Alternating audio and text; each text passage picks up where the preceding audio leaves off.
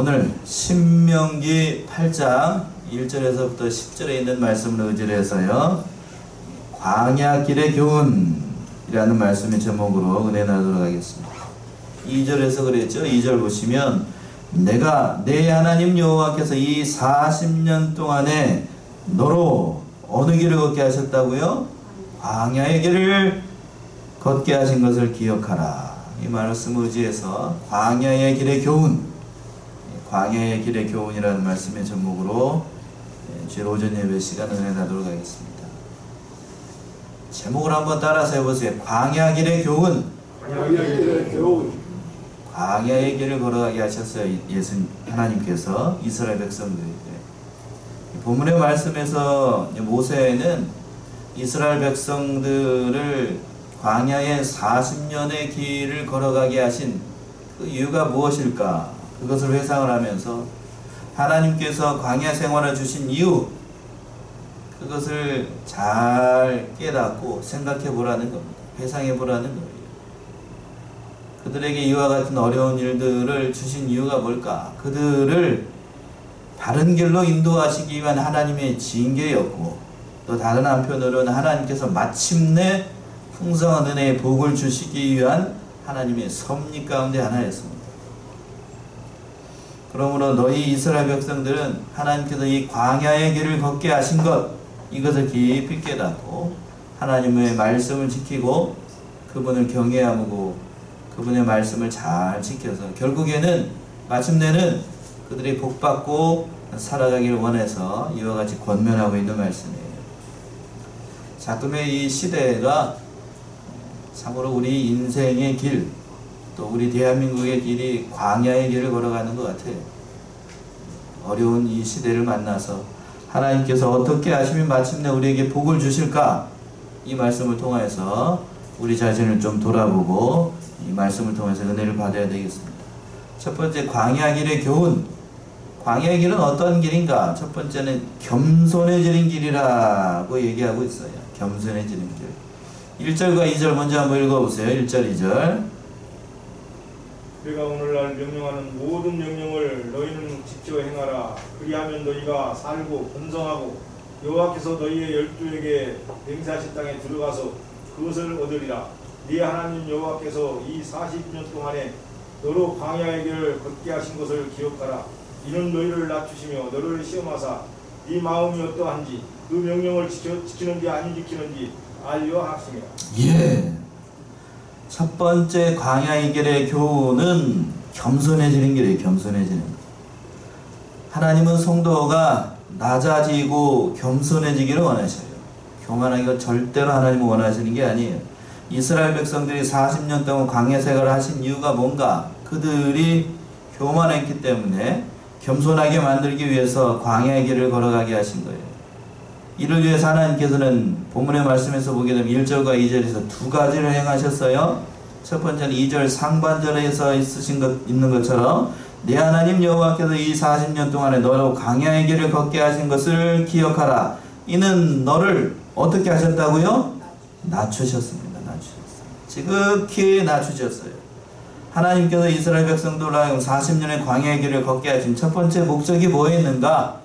낮추시기 위한 거예요. 낮추시기 위한. 너를 낮추다. 이걸 역으로 생각하게 되면 이스라엘 백성들이 낮아지지 않고 어떻게 됐다는 거예요? 교만했다는 얘기예요. 교만했다. 이스라엘 백성들의 성경에서 나와 있는 것처럼 여러 차례 목이 걷고 마음이 강팍한 상태로 살아갔던 사람들이 이 이스라엘 백성들이에요. 그들은 틈만 나면, 아주 수시로 그냥 틈만 나면 자기 멋대로 자기 뜻대로 행하려고 했고 하나님 앞에서 교만하게 행하였습니다. 앞에 인도하던 모세도 볼로 때려 죽이려고 막 했었고 하나님이 어디 있느냐 이렇게 원망했던 것이 이스라엘 백성들이에요.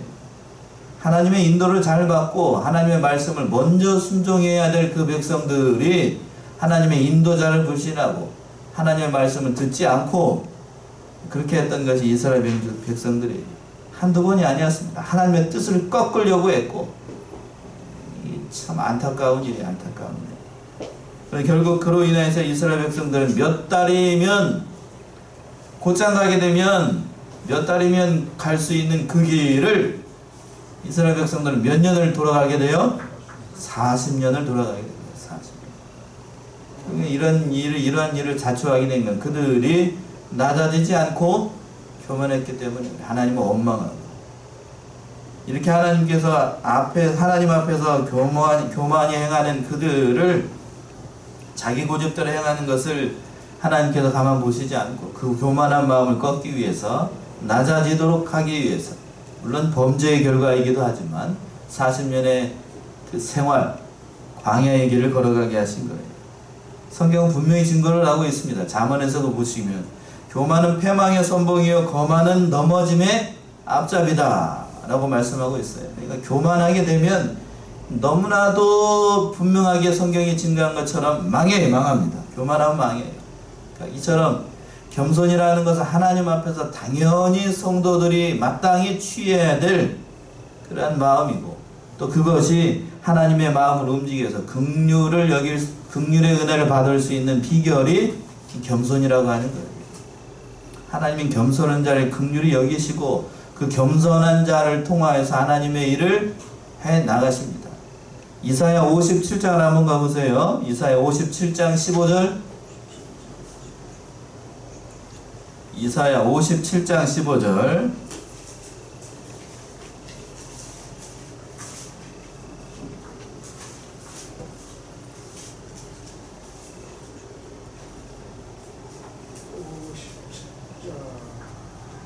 이사야 57장 15절.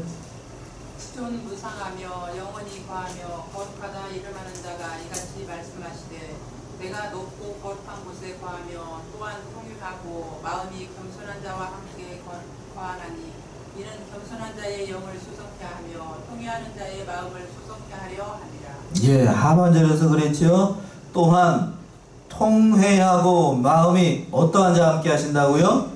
겸손한 자와 함께한다. 하나님께서 이렇게 말씀하고 있어요. 또 이는 겸손한 자의 영을 어떻게 하신다고요? 또 소성케 하신다라고 약속하고 있는 말씀이에요. 그러니까 성도의 삶에서 가장 중요한 덕목을 첫 번째로 들라라고 하면 겸손한 거예요. 겸손한 거. 도덕적인 겸손, 그것도 물론 중요하고, 영적으로도 하나님만 바라보고 늘 하나님 앞에서 자신은 비우고 낮아져서 겸손한 자세로 모든 일들을 해야 됩니다. 이건 하나님 앞에서도 중요한 일이고 사람 앞에서도 중요한 일이에요. 여러분들도 겸손한 사람 좋아하시죠? 교만한 사람보다? 그쵸? 겸손한 사람을 좋아해요. 교만해가지고 자기 실력, 그게 몇 푼 되지도 않는 그 자기 실력 믿고 말을도 그냥 경우 없지 않은 사람들이 옆에 가까이 두고 싶지 않잖아요. 그것처럼 하나님도 마찬가지예요. 주제 파악 못하고 교만하게 행하는 것, 참으로 가증스러운 일이에요. 가증스러운 일. 하나님께서 낮추시기 위해서 첫 번째 하신 거고, 또 두 번째는 그 2절 하반절에서 있는 것처럼 보시면, 이는 너를 낮추시며 너를 시험하사 내 마음이 어떠하니 그 명을 증명을 지키는지 아니니 지키는지 알려 하심이라. 시험하고 또 연단하기 위해서 하나님께서 그렇게 하신 거예요. 광야의 목적 두 번째가 여기 있었던 거예요. 광야의 길을 걸어가신 이유가 시험하고 결국에는 연단하기 위해서. 이스라엘 백성들이 애굽에서 생활하는 동안 하나님의 말씀을 배우지 못하고, 또 중요한 건 뭐였냐면 훈련받지 못했다라고 하는 거예요.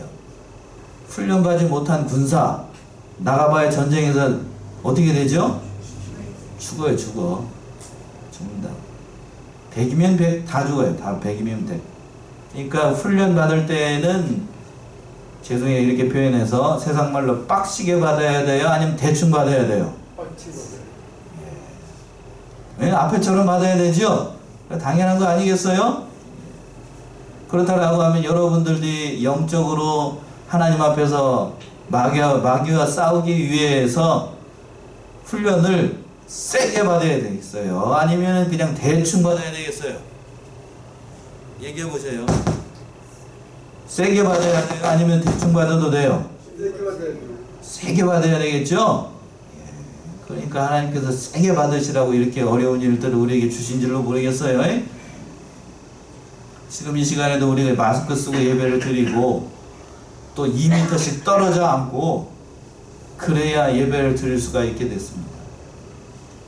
또 요즘 엊그저께는 또 어느 데서 큰 어려움을 겪게 있었고, 제가 부탁드리고 싶은 것은 그 사람들을 위해서 우리가 기도할 일이지 믿는 자들끼리 손가락질하면 안 돼요.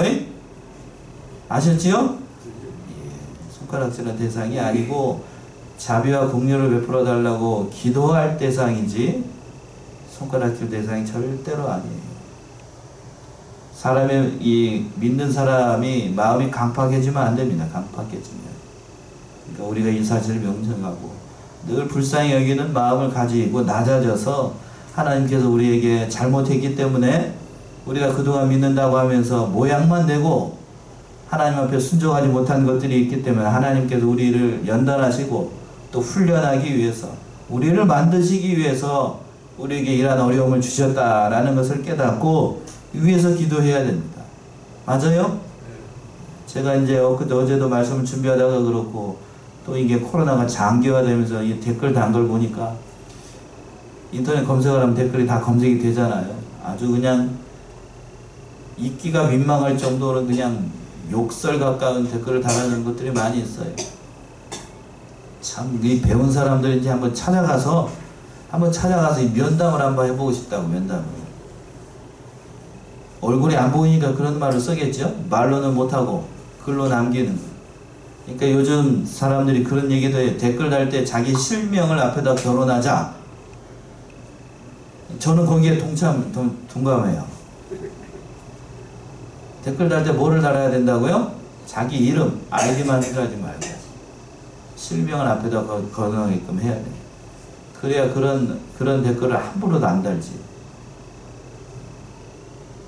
우리가 이런 사실을 깊이 깨닫고 참으로 하나님께서 우리를 자격 있는 사람으로 만들시기 위해서 이스라엘 백성들에게 그 시험하고 연단시키기 위해서 그런 어려움들을 주셨던 것처럼 오늘날 우리에게 닥치는 이런 모든 어려움들도 하나님을 찾고 하나님의 사람으로 만드시기 위한 그런 과정인 줄로 우리가 알아야 되겠어요.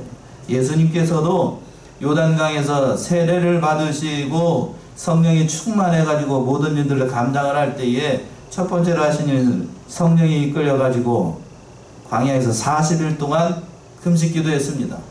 그때 누가 찾아왔어요? 마귀가 찾아왔어요. 마귀가 찾아와서 시험을 했습니다. 그 모든 마귀의 말씀들을 물리치신 것이 오늘 신명기 3절에 있는 말씀이에요. 그리고 또 하나님께서 믿음의 조상 아브라함에게도 시험을 하셨는데 독자 이삭을 어디서 바치래요? 모리아산에서 뭘로? 번제로 바쳐라. 어려운 시험이잖아. 여러분 같으면 저 같으면 못해요. 여러분 하실 수 있을지 모르겠지만 저는 못합니다. 저는 미리 얘기했어요. 목사님 실망입니다. 이런 얘기하면 안 돼요. 저는 못한다고 얘기했어요. 왜 모리아산이 그러냐? 이 아브라함은 그 모든 어려운 시험을 잘 이겼기 때문에 그 모리아산이 결국에는 어떻게 됐는가? 예루살렘 성전의 터가 되도록 하셨어요. 큰 복을 받았습니다. 그것 때문에 또 아브라함이 그 모든 어려운 일들을 기쁘게 때문에 믿음의 조상이라는 칭호를 받았을 수도 있다라고 저는 생각해요. 또 마지막으로 한 가지만 더 예를 든다라고 하면 오늘 본문의 말씀을 전하고 있는 이 모세가 40년 동안 미디안 광야에서 단단히 시험을 받고 연단을 받았습니다. 지도자다운 사람으로 만들기 위해서 하나님께서 그 모든 것 다 내려놓도록 하기 위해서 40년의 시간을 미디안 광야에서 유리방황하면서 말 못하는 짐승하고 풀 한 폭이 없는 그 광야에서 그 모진 세월을 보내게 한 거예요.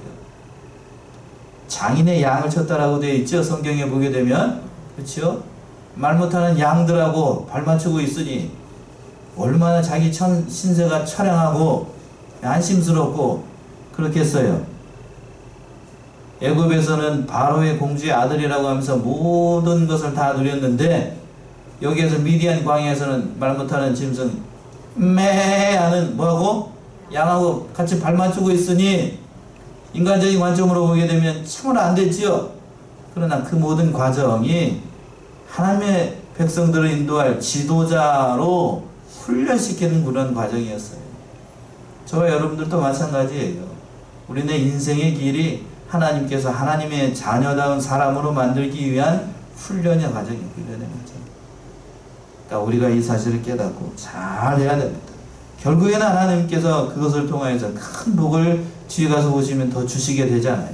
그러니까 우리가 이 사실을 깨닫고 첫 번째는 우리를 겸손해지기 위해서 그 광야의 길을 걸어가게 하셨다는 사실을 우리가 첫 번째로 깨달아야 되겠어요. 두 번째는 그 광야의 길은 말씀을 순종하는 길이라 얘기할 수 있어요. 그 말씀이 3절에 나옵니다. 3절 한번 읽어보세요. 너를 낮추시며 너로 줄이게 하시며 또 너도 알지 못하며 내 열조도 알지 못하던 만나를 입에 먹이신 것은 사람이 떡으로만 사는 것이 아니요 여호와의 입에서 나오는 모든 말씀으로 사는 줄을 너로 알게 하려 하십니다. 예, 하나님께서 광야에서 만나를 주어가지고 이스라엘 백성들을 모이신 목적이 사람이 뭘로만 사는 게 아니고 떡으로만 사는 게 아니고 여호와의 입에서 나오는 모든 뭘로? 말씀으로 사는 것을 알도록 하기 위해서요. 예수님께서 이 말씀으로 이 말씀을 통하여서 마귀를 이겼죠. 마태복음에서 보게 되면 첫 번째는 사람이 떡으로만 사는 것이 아니라고 하는 겁니다. 떡으로만 사는 게 아니에요. 이스라엘 백성들을 낮추시고 줄이게 하시고 또 그들도 알지 못하던 그 열조도 알지 못하던 만나를 먹이신 이유가 네가 떡으로만 사는 존재가 아니고 하나님의 말씀으로 사는 존재라는 사실을 깨닫게 하신 거예요. 사람은 연약한 이 물질, 육신을 가지고 있는 존재이기 때문에 물질이 없으면 살아갈 수 없어요. 그러나 그보다 더 중요한 것이 있다는 것을 깨닫도록 하기 위해서 하나님께서 그렇게 하신 거예요. 여기에서 떡이라고 표현하고 있는데 여기서 단순히 먹는 것만을 의미하는 것이 아니라 떡이라고 하는 것은 먹는 것을 비롯하여서 이 세상에서 우리 인간들이 가져야만 되는 모든 물질, 모든 것, 그것을 다 뭘로 표현을 하고 있냐면 떡으로 표현하고 있어요. 떡. 그것만 있으면 사람이 사는 것이 아니라는 얘기예요. 맞나요? 아닌가요? 떡만 있으면 다 살 것 같아요? 돈만 있으면 여러분들이 그렇게 죽고 못 사는 그 돈만 있고 먹는 것만 있고 배가 터지도록 먹는 것만 있으면 잘 살 것 같아요? 아니에요. 제가 얼마 전에도 말씀드렸던 것처럼 연예인들 보통 돈이 많아요. 그치요? 연예인들 그렇게 돈이 많은데도 그 사람들이 어떻게 행복하다고 그렇게 얘기를 하던가요? 아니면 그 사람들이 어떤 잘못된 결정을 해가지고 먼저 가는 사람들이 많나요? 최모, 실명을 걸어낼 수 없으니까 최모, 여러분들이 좋아하는 그 사람이 죽기 전에, 자살하기 전에 재산이 200억이 넘었대요. 돈이 없어서 그 사람이 자살을 했나요? 돈이 없어서? 아니지요. 돈이 결코 우리 인생을 행복하게 만드는 것이 아니라고 하는 거예요. 사람은 떡으로만 사는 존재가 아니라고 하는 겁니다. 그것을 통해서 우리에게 보여주고 있어요. 우리의 기업, 대기업, 돈이 없어서 그 사람들이 그렇게 불행하게 사나요? 그 사람들이 돈이 많아서 행복하다고 그렇게 얘기하고 있는 사람이 많지 않아요. 저도 대학 다닐 때 어느 큰 중견 기업의 아들내미가 저랑 같이 대학 동기였어요. 대학 동기. 앞에 로자로 시작해요. 로자로 시작을 하게 되면 그 뒤에는 어딘지 아시겠죠? 그 아들내미가 이제 저희 대학 동기였는데 그래서 차도 예쁜 거 타고 다니고 그랬었는데 너 행복하냐 그랬더니 아빠가 돈이 많아서 행복한 거지 나는 행복하지? 행복하다 그랬어요? 행복하지 않다 그랬어요? 않다고 그랬어요. 그러니까 어떻게 해가지고 대학을 들어오기는 했는데 이거 보면 안 되는데 벌써 보질 않겠지요? 어떻게 해서 대학을 들어왔는데 그의 목적은 뭐냐면 그냥 대학을 졸업하는 거예요. 어떻게 하는 거? 공부를 하는 게 목적이 아니고 아빠가 대학 가라고 했으니까 대학을 어떻게 하는 게 목적이라고요? 졸업하는 거. 그래서 늘 시험 볼 때 중간고사나 기말고사 볼 때 F만 안 나오게끔 뭐만 안 나오게끔?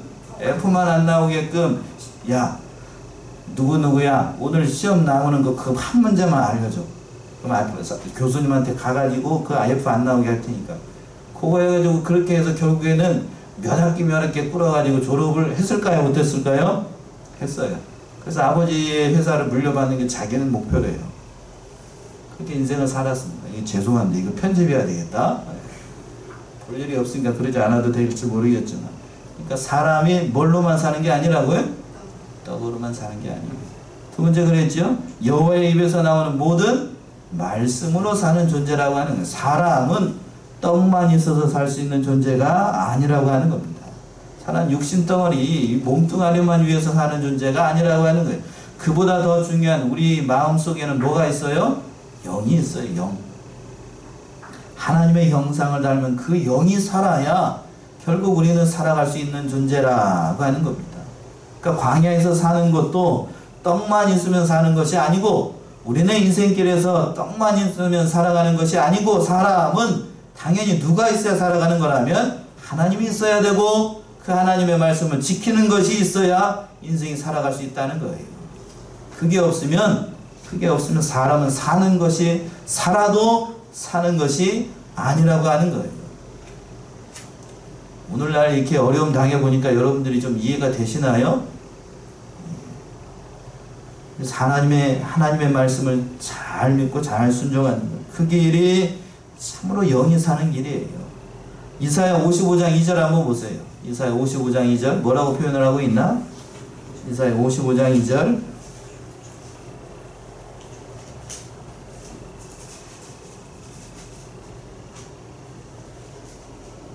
너희가 어찌하여 양식 아닌 것을 위하여 은을 달아주며 배부르게 못할 것을 위하여 수고하느냐. 나를 청종하라. 그리하면 너희가 좋은 것을 먹을 것이며 너희 마음이 기름진 것으로 즐거움을 얻으리라. 예.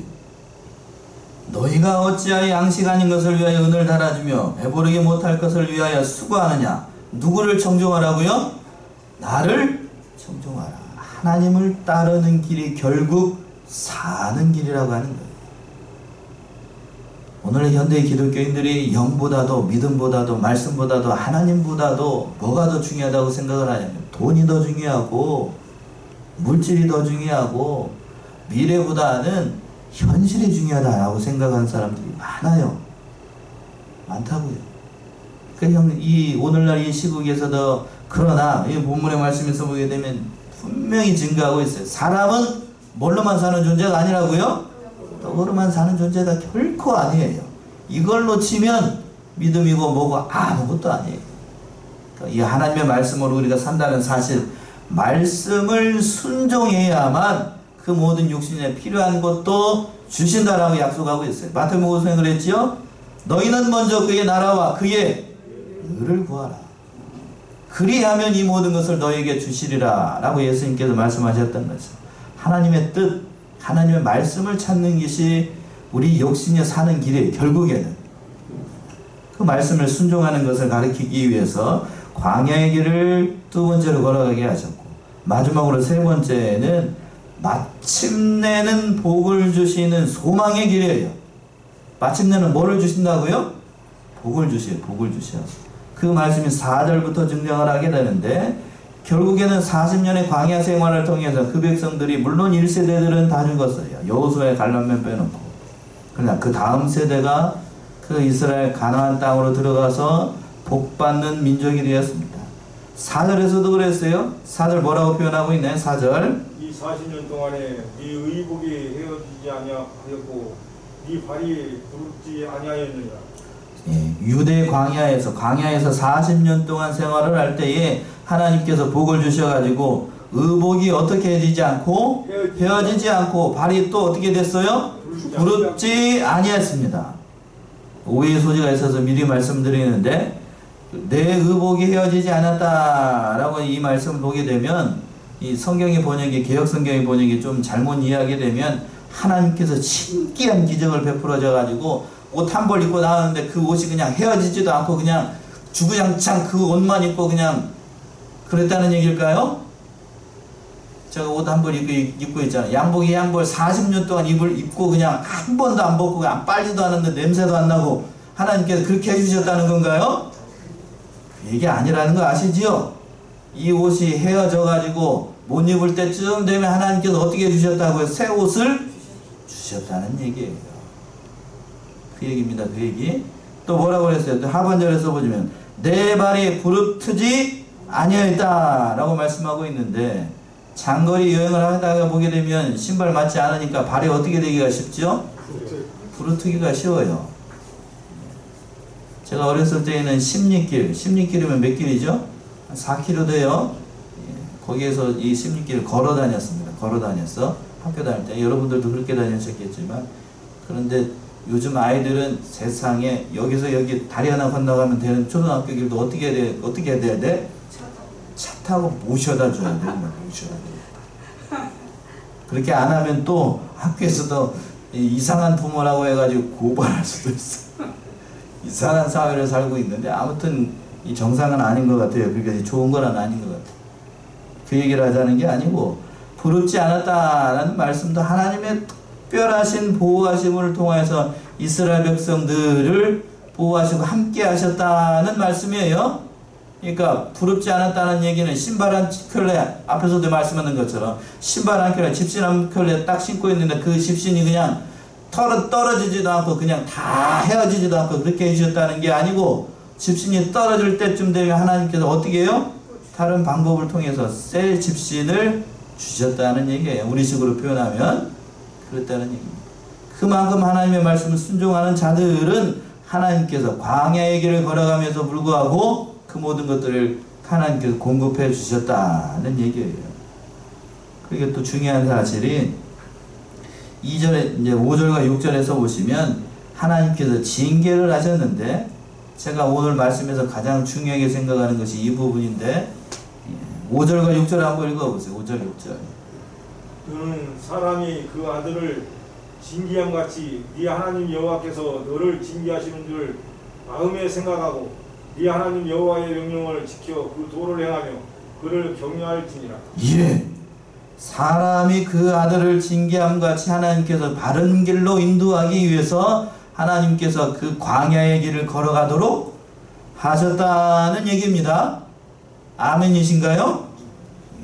예. 여러분들은 아멘 하겠지만 당장 당하고 있는 이스라엘 백성들은 입에서 아멘이 안 나올 거예요. 여러분들도 징계라고 하는 거 별로 좋아하는 사람 있어요? 없어요? 없습니다. 징계 별로 좋아하지 않아요. 저도 별로 좋아하지 않습니다. 범죄할 때라도 큰 죄를 범했다라고 해도 가벼운 징계를 원하지, 무서운 징계는 원하는 게 사람이 아니에요. 사람의 본성은 그래요. 죄를 숨기고 싶어하고 어떻게 하면 그 죄에서 빠져나갈까 이국리를 하지, 징계를 달게 받는 사람 그렇게 많지 않아요. 좀 잘못된 예지만, 지나가다가 어떻게 잘못해가지고 교통순경한테 딱 걸렸어요.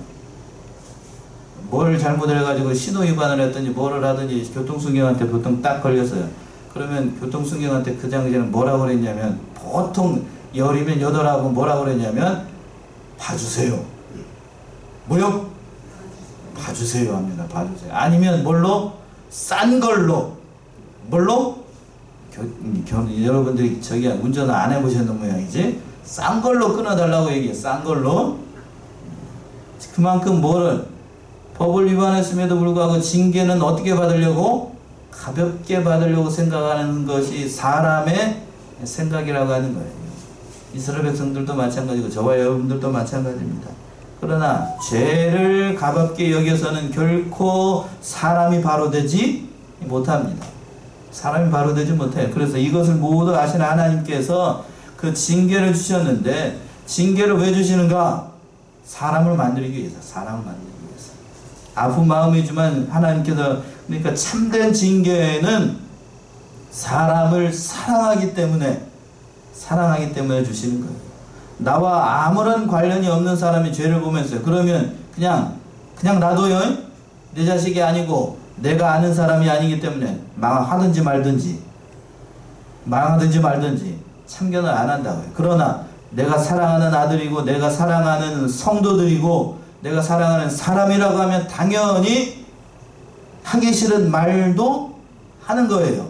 그러니까 가장 가까운 사람한테 뭐를 많이 하죠? 잔소리를 많이 해요. 누가 잔소리를 많이 하나? 옆에 있는 아내가 누구한테? 남편한테 잔소리를 많이 해요. 너 뭐 하기 때문에요? 사랑하기 때문에. 요즘은 사랑 안 하고도 잔소리를 하는 것 같기는 하지만 사랑하기 때문에 잔소리를 하는 거죠. 잠언 13장 24절 한번 봅시다. 잠언 13장 24절. 사랑하는 부모가 아이에게 초달을 하는가? 사랑하지 않는 부모가 초달을 하는가? 사랑하는 자는 그 자식을 미워합니다. 자식을 사랑하는 자는 근실이 징계합니다. 예. 초달을 참아 못하는 자는 그 자식을 미워하며 자식을 사랑하는 자는 근실이 징계합니다. 사랑해야 뭐를 할 수 있어요? 징계를 할 수 있어요. 그러니까 여러 이 사실을 우리가 깨닫고 지혜로운 성도라고 하면 하나님께서 나에게 어려운 일을 줬어요. 또 징계가 왔어요. 내가 잘못해서. 그러면 하나님께서 나를 어떻게 하는 증거? 사랑하시는 증거? 그걸로 알고 그 어려운 일들을 잘 견뎌내야 돼요. 대한민국에 이런 어려움이 있어요. 특별히 대한민국의 교회가 어려움을 당하고 있어요. 그러면 하나님께서 교회를 사랑하시지 않는 증거인가요? 사랑하시는 증거인가요? 사랑하지 않는 증거? 사랑하시는 증거예요. 사랑하시기 때문에 교회에 어려움을 주는 거예요.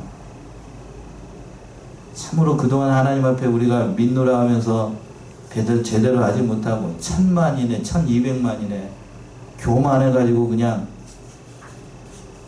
그렇게 했던 것을 하나님께서 다 꺾어내기 위해서 어려움 당하니까 하나님 찾죠. 이제 더군다나 큰 교회 목사님들이 이제 정신을 좀 들으셨는지 모르겠지만 이 더 기도해야 돼요. 더 기도해야 돼요.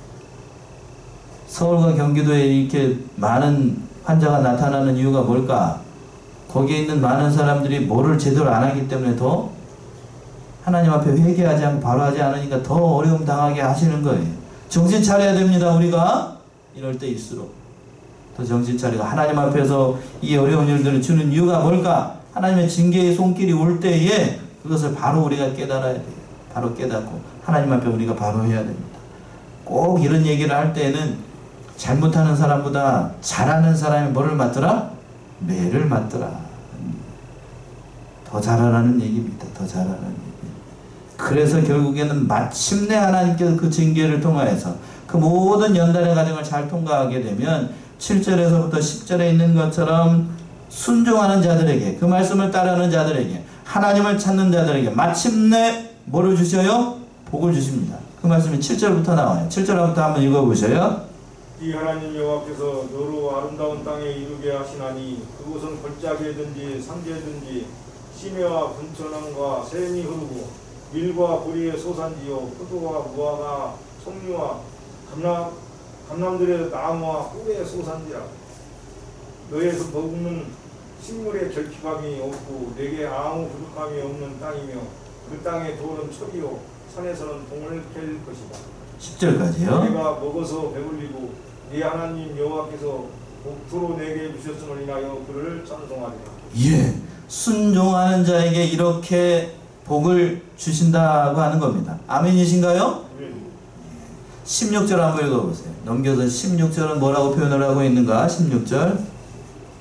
내 열두도 알지 못하던 만나를 광야에서 내게 먹이셨나니 이는 다 너를 낮추시며 너를 시험하사 마침내 네게 복을 주려 하심이었느니라.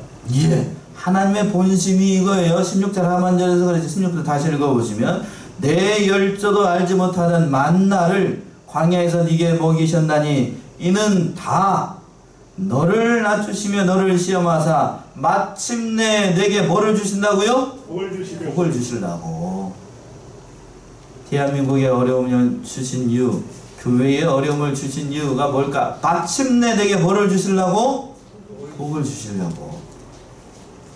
저는 그걸 믿습니다. 그걸 믿어요. 수요 예배 시간에도 제가 기도하면서 느낀 건 그래요. 하나님께서 우리 대한민국을 이렇게 사랑하시는구나.